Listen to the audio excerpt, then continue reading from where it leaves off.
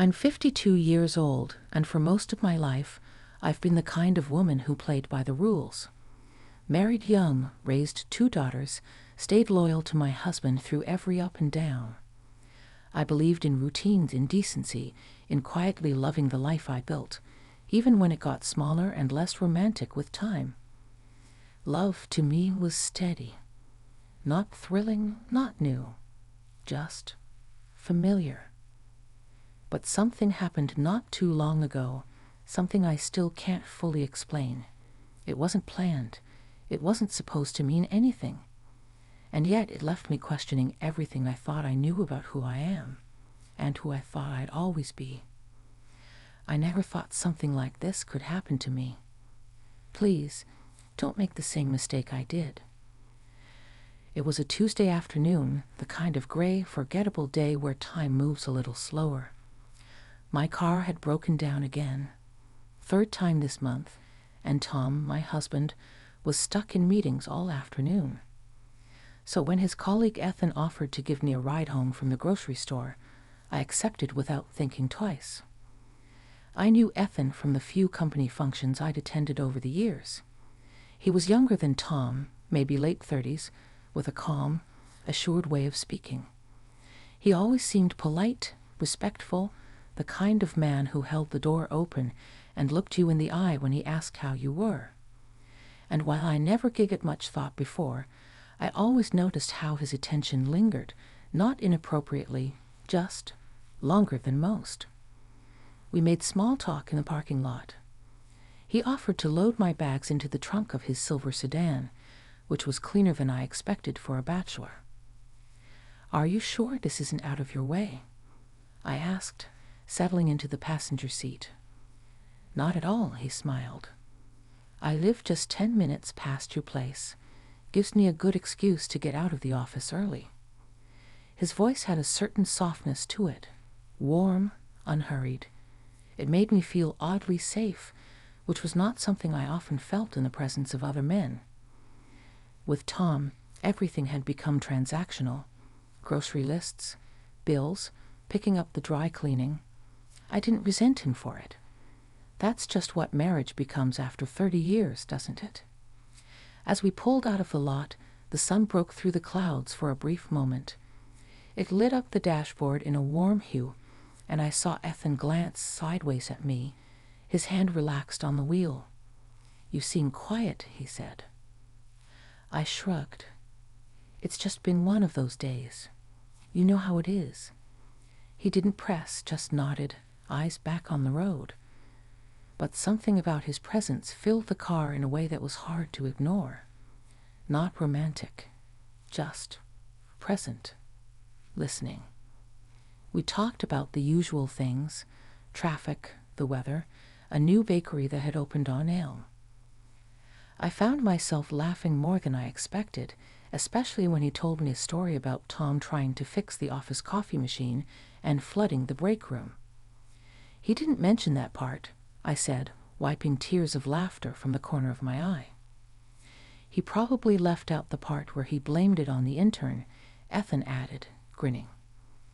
I laughed again, then let the moment quiet down. The city buzz faded as we drove into the slower suburban stretch of Maple Lane. The houses looked washed in golden afternoon light, familiar, safe. Then we came to a stoplight.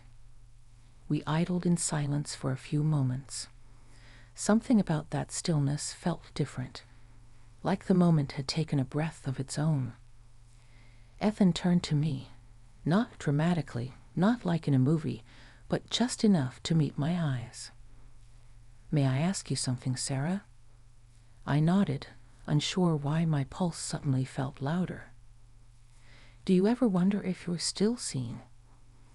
The question hit me in a place I hadn't visited in a long, long time. "Seen," I repeated softly. He nodded again. "I mean, as more than someone's wife, someone's mother, just you." I looked away toward the window, toward the houses rolling by, trying to keep my voice steady. "All the time," I said. The light turned green, but we didn't move right away. He waited a beat, as if giving me space to say more. I didn't. I couldn't. And then gently he pressed his foot to the gas, and the car rolled forward. We didn't speak for a few minutes. The air had changed, thicker, quieter. But my thoughts were racing. The ride continued in silence for a while, but it wasn't the kind of silence that begged to be filled. It felt more like something was unfolding between us, slowly, cautiously. I sat with my hands folded over my purse, staring out the window, pretending to admire the neat rows of houses and blooming lilacs in front yards. But inside, I was somewhere else entirely. What Ethan had asked me at the stoplight lingered in my mind like a dropped stone still rippling across the surface. Do you ever wonder if you're still seen? He hadn't meant it flirtatiously, or maybe he had. I wasn't even sure anymore. But either way, it was the first time in years that someone looked at me and didn't just see Tom's wife, or the woman who always brings potato salad to the cookout. We turned onto my street, and I glanced over at Ethan. His profile was calm, focused. There was no smirk, no knowing look. He wasn't trying to push me anywhere. He had simply noticed me. "Thanks for the ride," I said softly as he pulled into my driveway. He didn't put the car in park, just idled there. "Sarah," he said, his voice quiet but certain, "I didn't mean to make you uncomfortable. I hope I didn't." "You didn't," I replied quickly. "It's just, no one's asked me something like that in a long time." He looked over at me then, really looked, and I felt like I had to do something with my hands, with my eyes. Anything to anchor myself. "I've seen the way you carry yourself," he said. "There's something in you that's still very alive. But I get the sense you've been told to keep it tucked away." I felt heat rise to my cheeks, not embarrassment exactly, but a flush of awareness of being spoken to in a language I hadn't heard in years. I didn't know what to say to that, so I just reached for the door handle. But before I could open it, he said, "If it's okay, could I walk you to the porch?" I hesitated.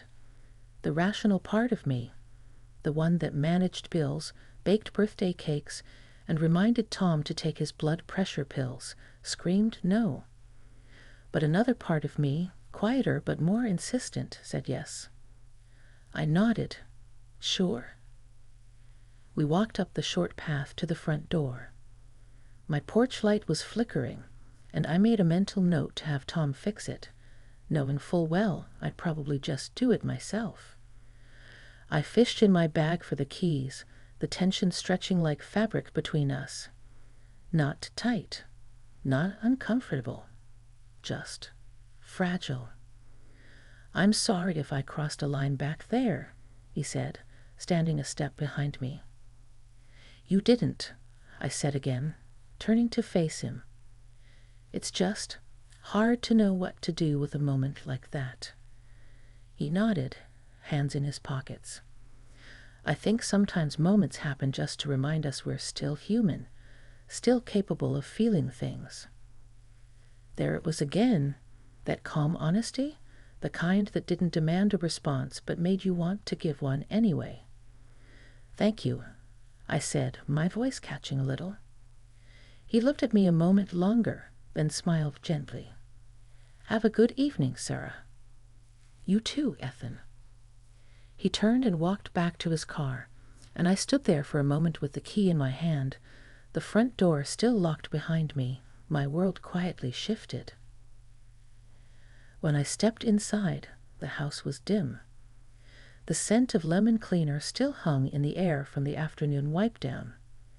I set my purse on the counter and just stood in the kitchen, listening to the stillness. It wasn't a dramatic moment. Nothing had happened in the traditional sense. No lines crossed, no kisses stolen. And yet, something had happened. something I felt in the tightness of my chest and the ache in my hands. Ethan had seen me, and now I couldn't unsee myself. The days that followed felt strange, not in any obvious way, but in the quiet corners of my routine. When I folded laundry, when I walked past the mirror, when I poured my morning coffee, I kept hearing his question echo in my mind. Do you ever wonder if you're still seen? It haunted me in the gentlest way. Tom didn't notice anything different. He rarely did anymore. We had drifted into that stage of marriage where silence wasn't awkward. It was just how we communicated. He'd ask if I'd paid the utility bill. I'd ask if he remembered to take the trash out. We slept side by side, back to back, our conversations mostly about schedules, not feelings. I didn't resent him. I honestly didn't. But there was a growing sense inside me that I had started disappearing, first slowly, then all at once. Then, 2 days later, Ethan texted. Ethan, I hope this isn't crossing any lines, but I'm headed out for coffee in a bit if you'd like to join. No pressure. I stared at the message for a long time. I could have ignored it. Should have, maybe. But I didn't. Me? Where? We met at a small place on the corner of 5th and Lawson. It wasn't fancy. Just a cozy coffee shop with ivy crawling up the side and windows that always fogged in the morning. I got there early and chose a booth near the back, partly to feel safe, partly to stay unseen. When he arrived, he looked surprised to see me already there. But then again, I was surprised at myself too. He slid into the seat across from me and gave a quiet smile. Thank you for coming. I almost didn't, I said truthfully, stirring my coffee though I hadn't added anything to it. I know. There was a silence. But again, not uncomfortable, just thoughtful. I've been thinking about what you said, I finally admitted. About being seen. He leaned forward slightly, listening. I guess I didn't realize how much I missed it. Not attention, but just someone noticing. Someone seeing past the surface. He nodded. We spend so much time taking care of others that we forget to check in with ourselves. It's easy to get lost. I think I got lost a while ago, I said quietly. Neither of us said anything for a moment. Then, without changing his tone or posture, Ethan said, I don't want to complicate your life, Sarah. That's not why I reached out. I enjoyed talking to you. That's all. And it was the sincerity in his voice that undid me, not flirtation, not suggestion. Just human kindness. It felt rare. Sacred, almost. We talked for nearly an hour, about nothing important, and yet everything. Our childhoods, our favorite meals, the music we listened to when we couldn't sleep. I told him I used to dance alone in the kitchen when the kids were little, just to feel alive. He smiled like that was the most beautiful thing he'd heard all week. When we finally stood to leave, we hesitated again. That now familiar pause that settled between us like a soft veil. He opened the door for me, and as I stepped out into the light, he said, Sarah, if you ever need to talk, or just breathe differently for a while, I'm here. I nodded, holding his gaze for a heartbeat longer than I should have. Thank you. We went our separate ways on that sidewalk. No touches, no promises, just an understanding. But that night, as I lay in bed next to Tom, his back turned to me, breathing slow and even, I felt something stir inside me. Not guilt, not regret, just awareness. Something had changed, and for the first time in years, I wasn't sure what came next. A week passed. I didn't see Ethan, didn't hear from him. and I didn't reach out either. Not because I didn't want to, but because I needed space to understand what was happening inside me. I walked through my days like a woman carrying an invisible question in her pocket. It wasn't about Ethan. Not really. It was about me. Who had I become? Who was I still allowed to be? One evening, after Tom had gone upstairs to watch the news, I stayed back in the kitchen, wiping the same clean counter over and over. My reflection in the window stared back at me, older, softer, but still here. Still someone. I thought of the version of me from years ago, before the marriage settled into habit, before the girls left for college, before the quiet became so loud. That woman danced barefoot on tile floors, made messes in the kitchen, read poetry late at night. That woman hadn't vanished. She was just waiting. And somehow, a single question from a man I barely knew had cracked the shell I'd built around her. That night, I told Tom I needed to talk. We sat at the dining room table, just like we had when we were young and broke and dreaming. I looked at him, really looked. The man I'd built a life with. The father of my children. My partner, even now. I've been feeling invisible, I said. He blinked, surprised. What do you mean? I mean, I don't think you really see me anymore. I don't think I've let you. He sat back, folding his arms. Where is this coming from? I hesitated, choosing my words carefully. From a place inside me that's been quiet for too long. I didn't tell him about Ethan, not because I was hiding something, but because this wasn't about another man. This was about the woman I'd stopped being, the woman I wanted to remember. Tom looked down, rubbed his jaw the way he always did when he didn't know what to say. I guess I just thought we were comfortable. We are, I said. But I want more than comfortable. I want to feel alive again. For a long time, neither of us said anything. But for the first time in years, we were truly there, together in a moment that wasn't about chores or schedules or bills. Eventually, he said, "What do you need from me?" "I don't know yet.